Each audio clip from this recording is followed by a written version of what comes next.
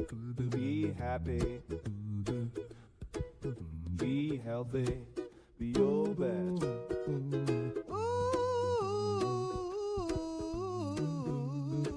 Be your best. Okay, so we all know that Be the happy. food pyramid just flip-flopped and turned upside down. A lot of opinions on it. A lot of people have their opinions on it. I'm just going to voice some of my own opinions and observations that I made. And some of you may like it and some of you may not agree with it, but there's just different points that I saw that I really liked. And then I'm going to try to make a few comments in the direction of some of the things that I've heard that people didn't like, but they can think about differently. So, understanding the new food pyramid, the core principles of what we're seeing coming through with this is that it's really trying to get people to use a variety of foods to have balanced nutrition and to have it be that their health is supported overall and that they're actually increasing their well being. There's more plant based foods that are being emphasized to contribute to better health and reduce some of the disease risks that we've seen in society. And we know that cancer's been going up, heart disease has been going up, diabetes has been going up at a younger and younger age. And so these are some of the things that the core principles of the new pyramid are addressing. It's really cutting down on sugars, reducing added sugar. And you'll notice in the new food pyramid, there aren't seed oils. It's emphasizing the new observations that have come out in the health field that the different fats that were actually put on the table as being harmful and something that you shouldn't do are actually showing up as being really healthy ones that the body knows what to do with. Whereas the seed oils are really causing some problems that were not publicized before as far as people's health. And so they're trying to support heart health and weight management with reducing the sugar and having the fats that are healthier that the body knows what to do with. And then water intake, having it where hydration is really optimal and having people be more mindful of what they're eating and so that they can have more energy and have better digestion. We know that when the pyramid was the other way, that people could get to where they were just constantly consuming carbs because there was no nutrient density to them.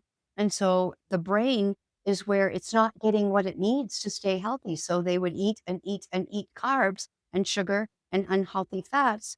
And that's when there would be the weight issues, the diabetes issues, the heart problems. A lot of these were being contributed to by the way that people were eating. So it's really trying to encourage healthier meal choices. And for a lot of people, this is going to be a big transition.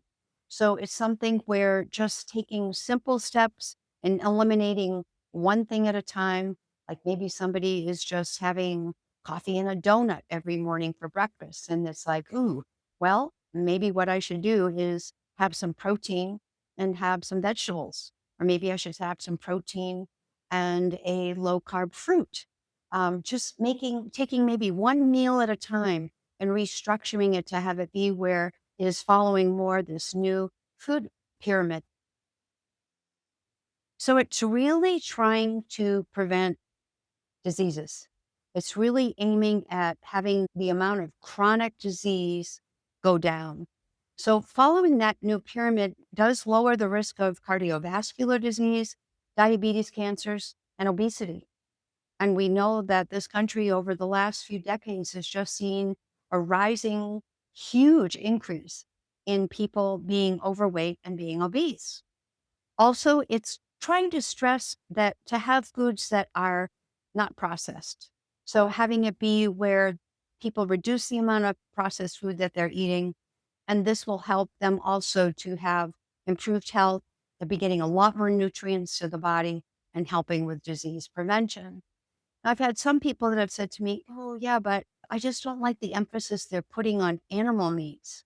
Well, if there are people that are doing just a plant based diet or are doing a vegetarian diet, then they're going to need to restructure it where they don't have as much carbs, but they're doing a combination of things in their diet that still make it where they are making it where the Protein is more of the emphasis, and they have the structure be where they are making sure that it's nutrient dense and it is incorporating the principles of the new pyramid, even if their own personal lifestyle is one that they're not incorporating some of the things that are in here. Other people may adjust and decide that they want to be lacto-ovarian and want to just put in maybe a little bit of cheese and some eggs. Different adjustments can be made to have this pyramid work in a way that works pretty much for everybody and have everybody's health improve because of it. The other nice thing about this food pyramid is that the adaptability of it works across all groups and all ages, and it can be just be applied to everybody. So where there's nothing about it that makes it where older people can't follow it, younger people can't follow it, different nationalities can't follow it. If there's different restrictions because of nationality, there's still the ability to follow those guidelines and still tuck into this new pyramid. So it really boils down to trying to get it where fruits and vegetables take a main part of the plate. There are some healthy proteins that are on the plate. There are some whole grains that are being used, plenty of hydration in order to help the body transport nutrients and take away waste.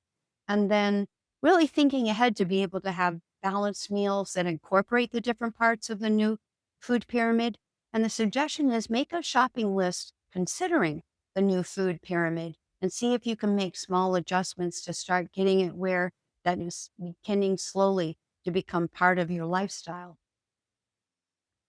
So think about embracing the new food pyramid in order to improve your health.